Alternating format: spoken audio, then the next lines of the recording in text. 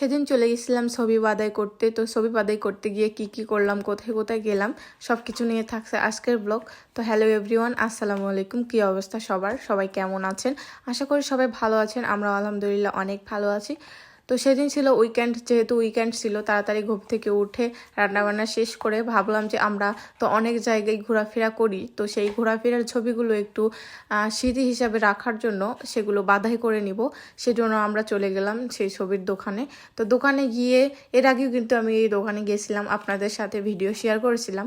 তো দোকানে গিয়ে দেখতে পাচ্ছি এই যে কিউট কিউট বাচ্চাদের ছবি ল্যামিনেটিং করে রাখছে এভাবে। আর কোরিয়ানরা কিন্তু তাদের ছবি দেন তারা যেখানে সেখানে ঘুরতে যায় সেগুলো কিন্তু ক্যাপচার করে ছবি তুলে সেগুলো কিন্তু স্মৃতি হিসেবে রেখে দিতে ওরা অনেক পছন্দ করে। সেজন্য আমিও ভাবলাম যে আমরা যে এখানে ওখানে ঘোরাফেরা অনেক জায়গায় করি, তো সেই ছবিগুলো আমরা একটু ল্যামিনেটিং করে বাছাই করে নিব। তো সেই জন্য চলে গেলাম সেই দোকানে। তারপরে গিয়ে আমরা ছবিগুলো ল্যামিনেটিং করতে দিলাম। তারপরে দেখতে পাচ্ছেন যে এই ছবিটা, এটা হচ্ছে কোরিয়ান আগের যুগে যে বাসা ছিল, বাড়িগুলো ছিল ঠিক এরকম ছিল, সেই জন্য তারা স্মৃতি হিসেবে রেখে দিয়েছে। তারপরে বই খুঁজতে খুঁজতে পেলাম একটা ছোট কিউট মাশাআল্লাহ বেবির একটা বই। তো মাশাআল্লাহ বেবিটা অনেক কিউট।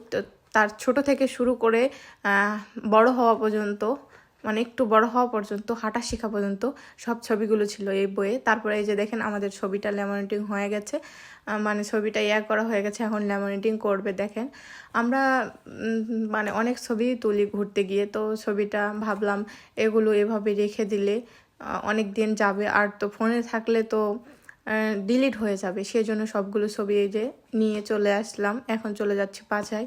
সবাই ভালো থাকবেন, আল্লাহ হাফেজ।